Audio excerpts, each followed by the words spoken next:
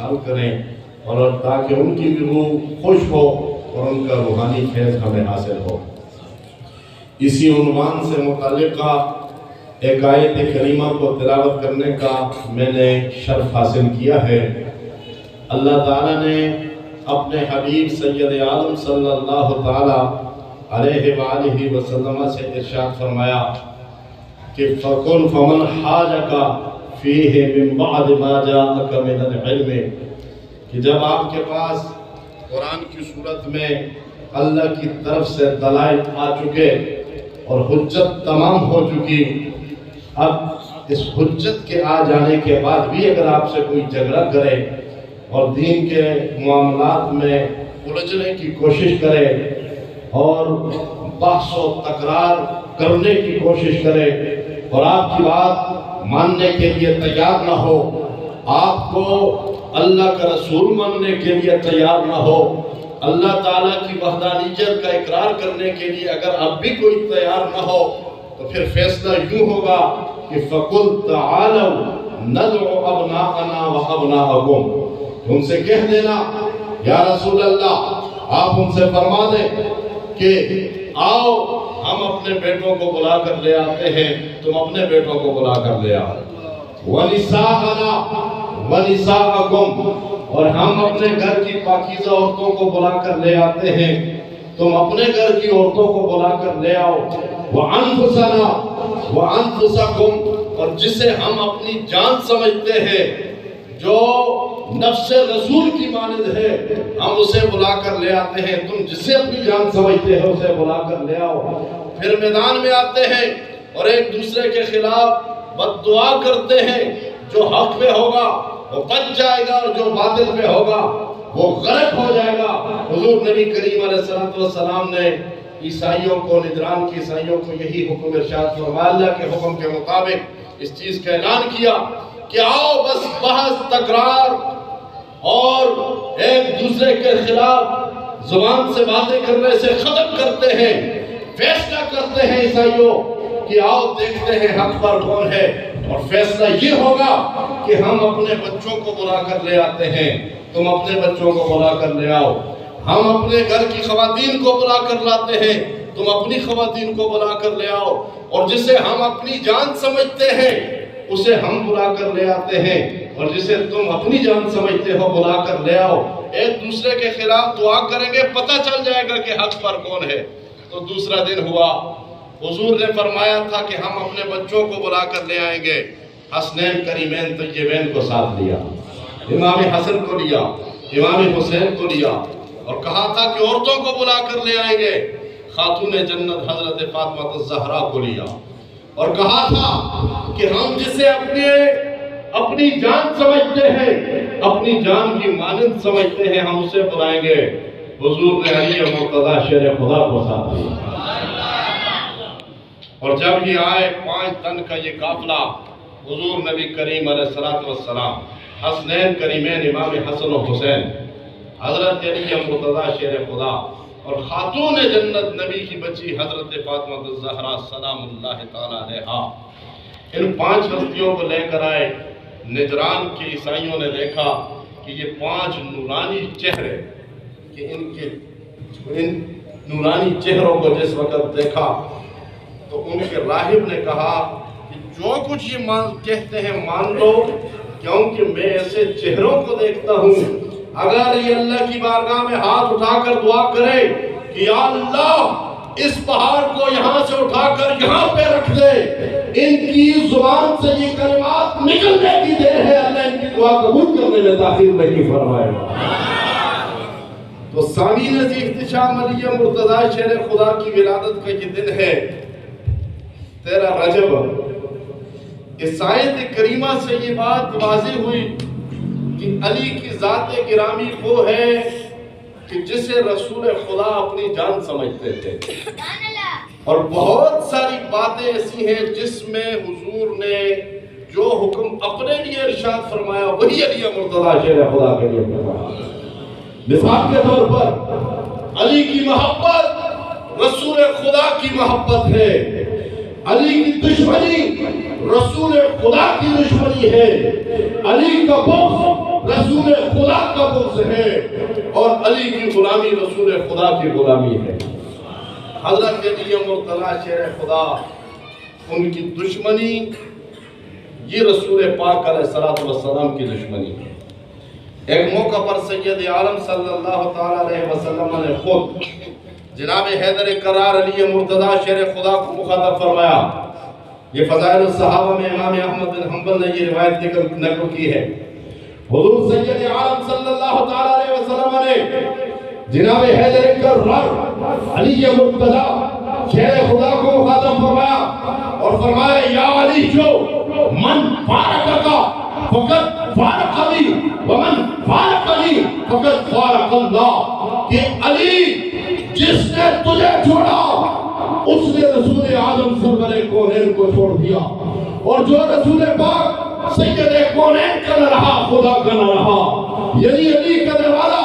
چھوڑنے سے بندہ نہ خدا کا رہتا ہے نہ مصطفیٰ کا رہتا ہے، اور خدا اور اس کا رسول اسے ہی پسند فرماتے ہیں جو علی مرتضیٰ شیر خدا کا غلام بن جاتا ہے۔ 13 رجب کو جناب حیدر کرار علی مرتضیٰ شیر خدا کی ولادت خاص خانہ کعبہ میں ہوئی۔ امام حاکم نے مستدرک میں تحریر فرمایا، شاہ ولی اللہ محدث دہلوی رحمۃ اللہ تعالیٰ علیہ نے ازالۃ الخفا میں ارشاد فرمایا کہ یہ بات تواتر کے ساتھ ثابت ہے کہ علی مرتضیٰ شیر خدا کی ولادت خاص خانہ کعبہ میں، خانہ کعبہ کے اندر جناب حیدر کرار علی مرتضیٰ شیر خدا کی ولادت ہوئی، اور مسجد میں شہادت ہوئی، کوفہ کی جامع مسجد میں۔ شاعر نے کہا کسیرا میسر نشدی سعادت بکعبہ ولادت بمسجد شہادت، کہ سوائے حیدر کرار کہ کسی کو یہ سعادت میسر نہیں آئی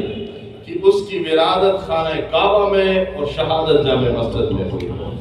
یہ اعزاز جناب حیدر کرار علی مرتضیٰ شیر خدا کا ہے۔ تو 13 رجب کو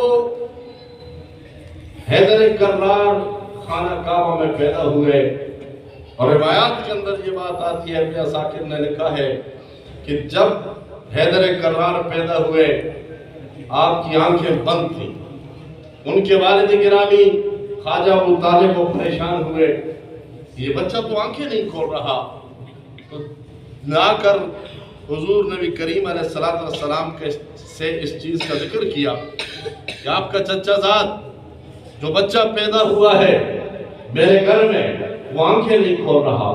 تو جیسے ہی حضور نبی کریم علیہ السلام نے علی مرتضیٰ شیر خدا کو اٹھایا،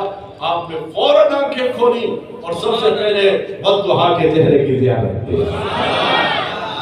تو معلوم یہ ہوا کہ علی مرتضیٰ شیر خدا، ہمارے بعض لوگ وہ عجیب مزاج رکھتے ہیں، وہ اگر چاہیں تو یہ بات ماننے کے لیے تیار ہو جاتے ہیں کہ غوث پاک پیدا ہوئے تو اللہ کے ولی تھے، اور اگر نہ ماننے پہ آئے تو انہیں اس بات میں اشکال لگتا ہے کہ حضرت علی نے 8 سال کی عمر میں حضور سرور کائنات کے ساتھ علن اعلان کلمہ پڑھ کر حضور کا ساتھ دیا۔ انہیں اس بات میں اشکال لگتا ہے اور ماننے پہ آئے تو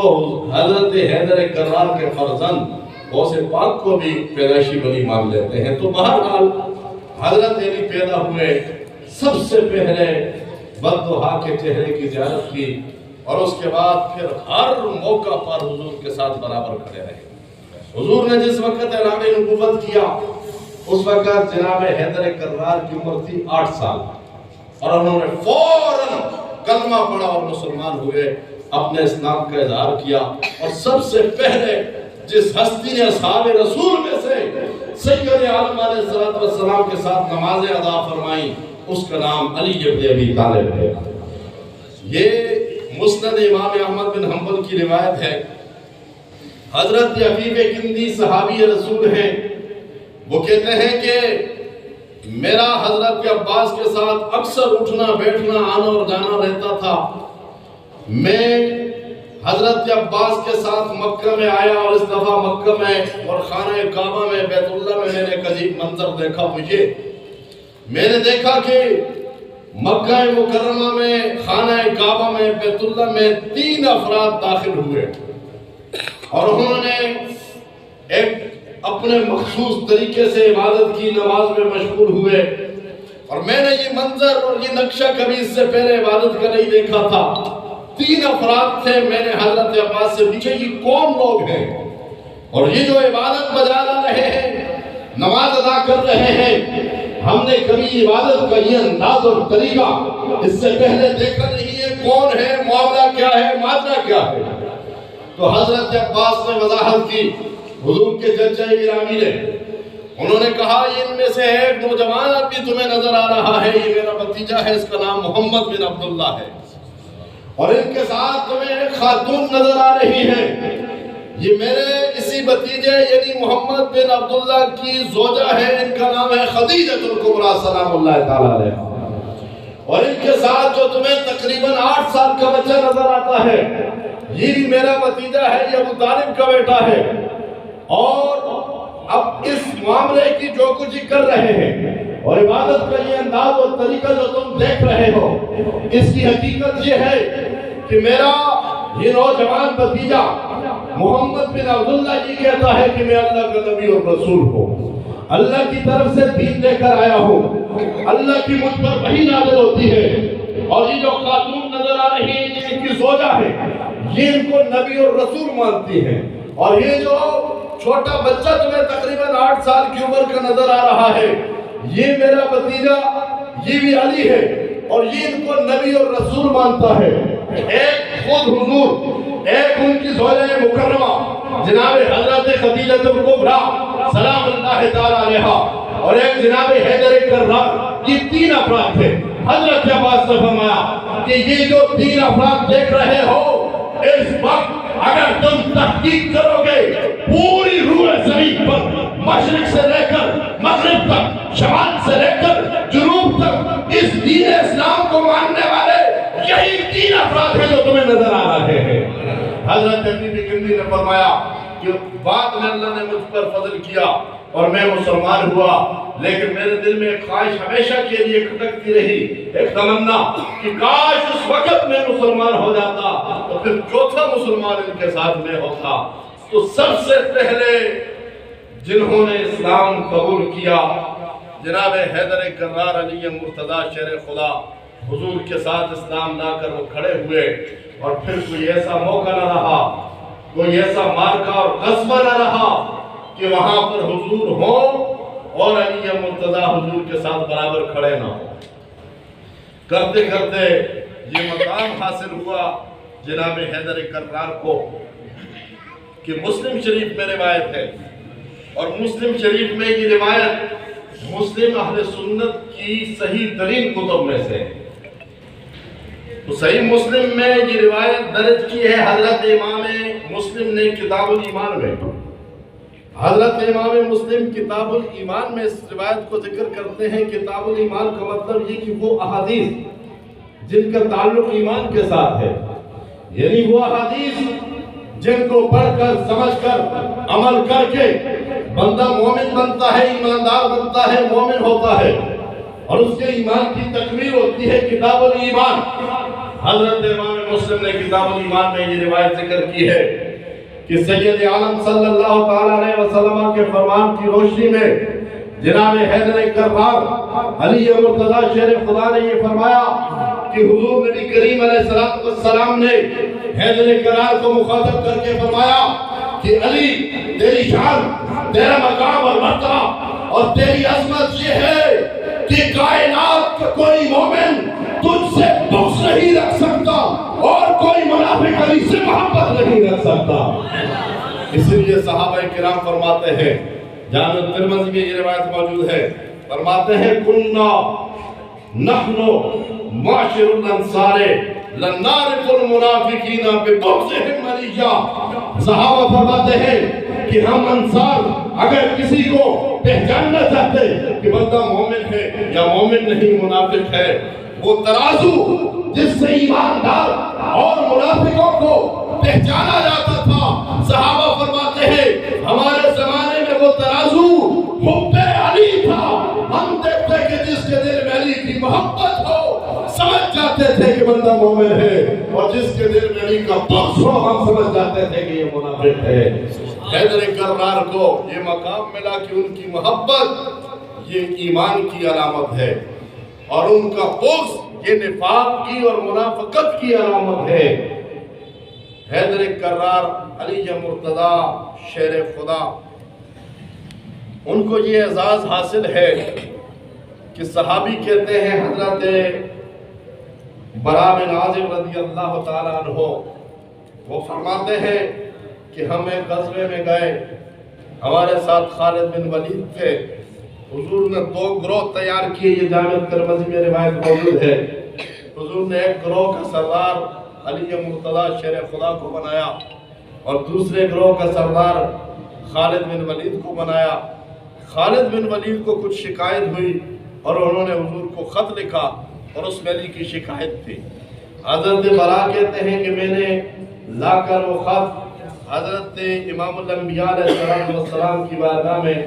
پیش کیا، فقرأ الکتاب فتغیر لونہ، حضور نے وہ خط پڑھا تو حضور کے چہرے کا رنگ متغیر ہو گیا۔ وہ خط پڑھا جس میں علی کی شکایت تھی، تو فقرأ الکتاب فتغیر لونہ، حضور نے وہ خط پڑھا، حضور کے چہرے کا رنگ غصے سے متغیر ہو گیا، اور آپ نے فرمایا ما تری فی رجل یحب اللہ ورسولہ ویحبہ اللہ ورسولہ، کہ تمہیں کیا ہے کہ حیدر کرار سے الجھتے ہو؟ یہ علی وہ ہے جس سے خدا محبت کرتا ہے، محمد مصطفیٰ محبت کرتے ہیں، اور علی وہ ہے جو خدا سے محبت کرتا ہے، محمد مصطفیٰ سے محبت کرتا ہے۔ وہ راوی کہتے ہیں حضرت برا، وہ کہتے ہیں کہ میں نے دیکھا کہ حضرت علی کی شکایت لگانے پر رسول پاک علیہ السلام اتنے غضبناک ہوئے، اتنے جلال میں آئے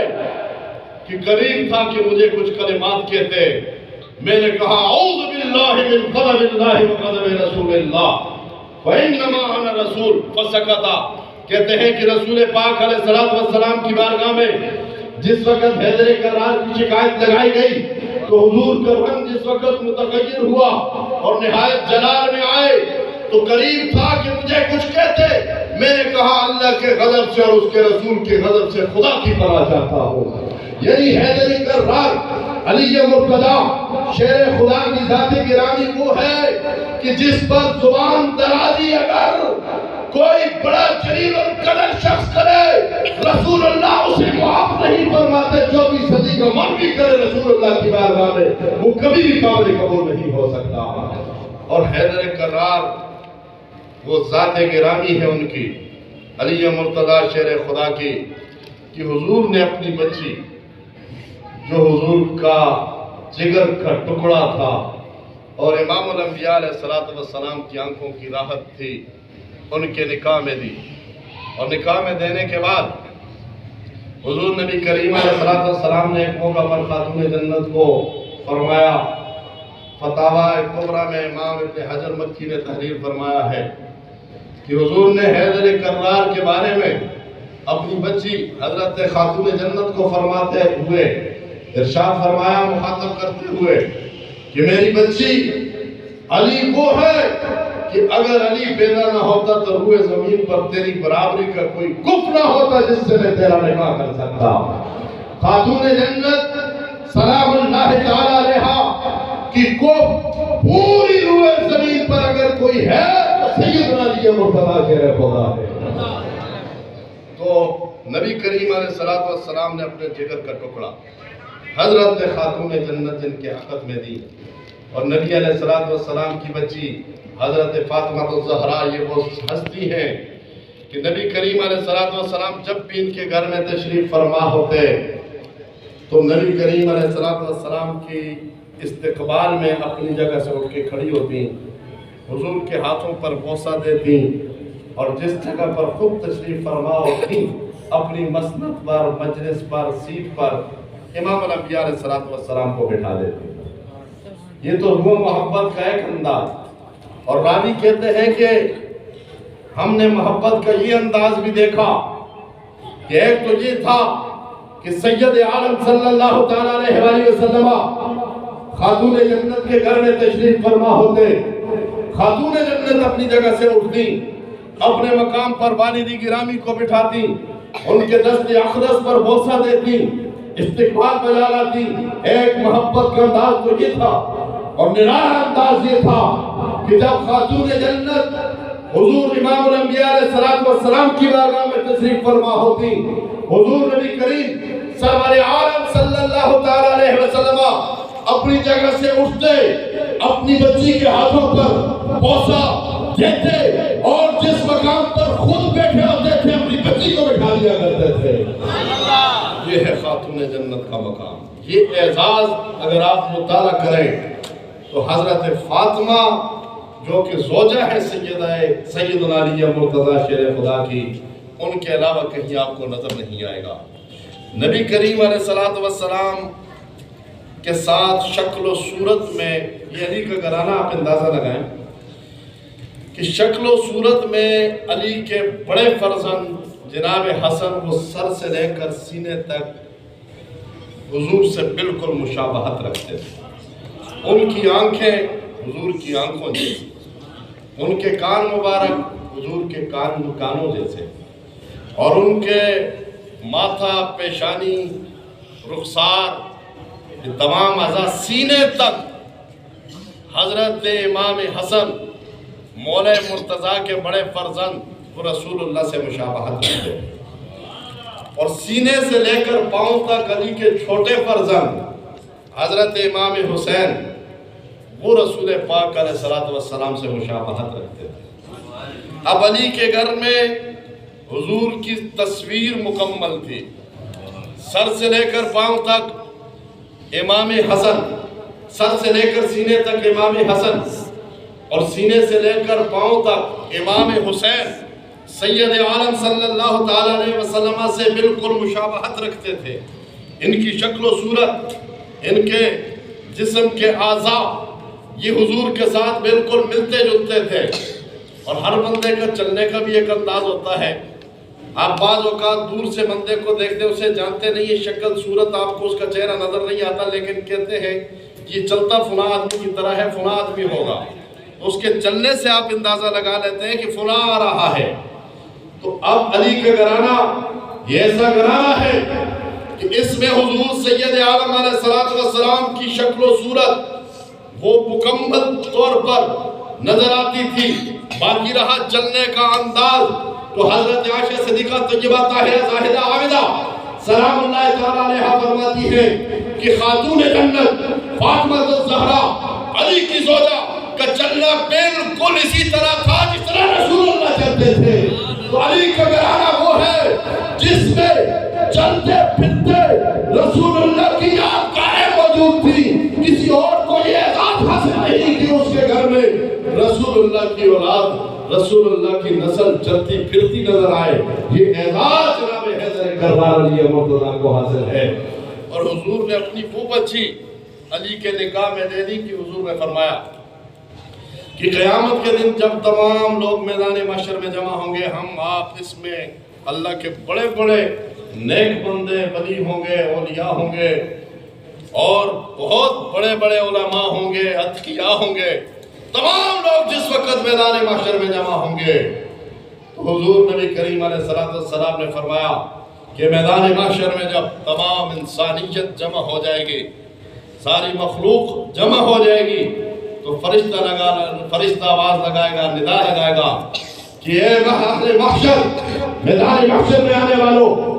نکسوا رؤوسکم وغضوا ابصارکم، اپنے سروں کو جھکا لو، آنکھیں بند کر لو۔ اب میدان محشر میں ہم جمع ہیں، آپ جمع ہیں، بڑے بڑے لوگ جلیل القدر